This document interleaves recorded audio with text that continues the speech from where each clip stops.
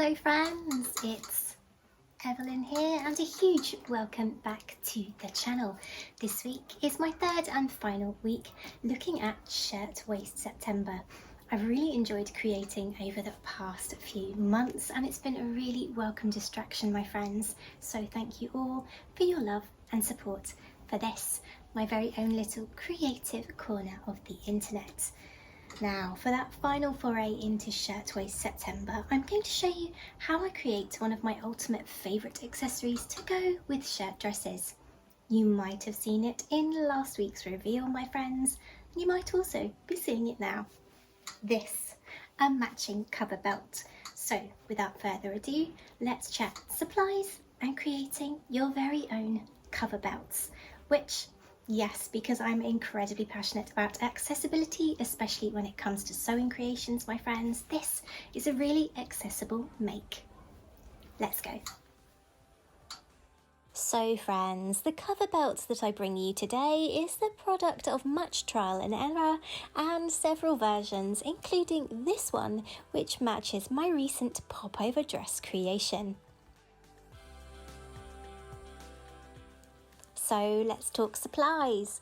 First up, and probably the first thing you think of when thinking belts, buckles.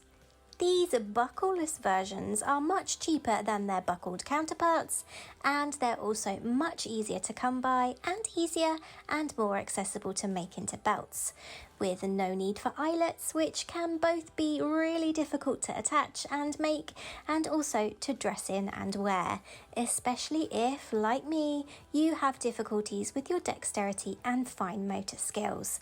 I'm always about accessibility here on the channel, my friends, as a disabled creator. Next up, the fabric for the inside of your belt. Buckram, a stiff woven cotton or linen blend fabric, often used in millinery and, yes, belt making. This buckram tape here is 2 inches wide, perfect for belt making. Next up, hook and loop tape or poppers, also known as snaps. These items are going to ensure that we can fasten our belt so that it doesn't come undone, since we don't have a buckle fastener. And finally, your chosen fabric.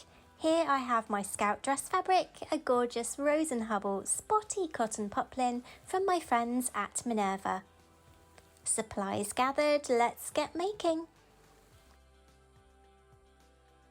To begin, measure the gap in the centre of your buckle. This is going to be how wide your finished belt and your buckram will be. Add 1/2 inch to this width measurement and times it by 2 to get the width of your fabric. And the length of those pieces?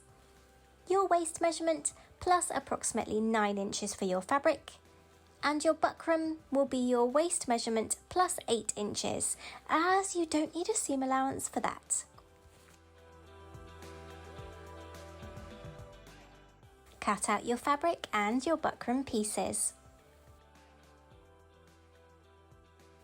Fold your fabric in half lengthways and give it a good press, effectively ironing a crease in the centre.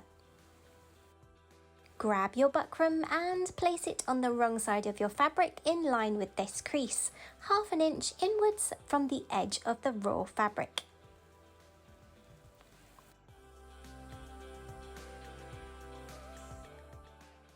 Stitch the buckram to the fabric all around the edge. This will prevent it from twisting and messing about inside your finished belt. Buckram attached, now get to attaching that hook and loop tape or those poppers.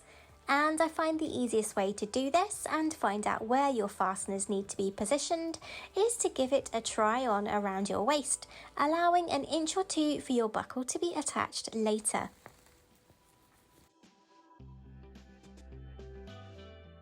Back at that ironing board, I pressed my seam allowances to the inside of the belt. Before folding my fabric belt in half lengthways, right sides together, ready to sew up both ends.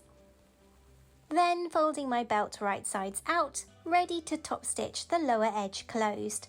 Now you could, my friends, stitch all the way around the belt when it's right sides together, leaving a gap to turn it so that you can't see the stitching, but I wanted top stitching on my belt to match the hem on my shirt dress. Grab that buckle and feed one end of your belt around the centre bar of the buckle and out the other side to lie on top of the belt just past that buckle. If you're using a small buckle, you might be able to use a zip foot on your machine to stitch this, but if you're using a bigger buckle like this one I've got and you can't quite get in there, get to some hand stitching, my friends. Buckle attached, your matching cover belt is finished.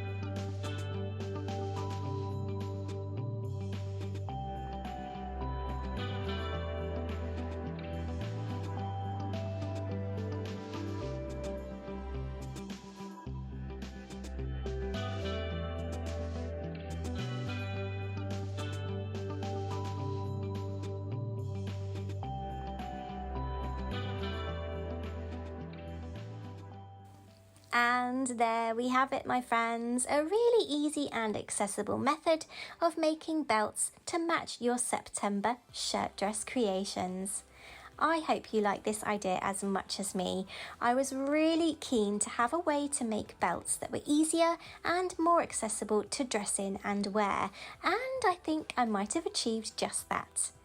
And I might be wanting to create one for every single me-made outfit now. But until next week, my wonderful friends, when I'll be creating something decidedly autumnal, you take care and stay safe. Bye, friends.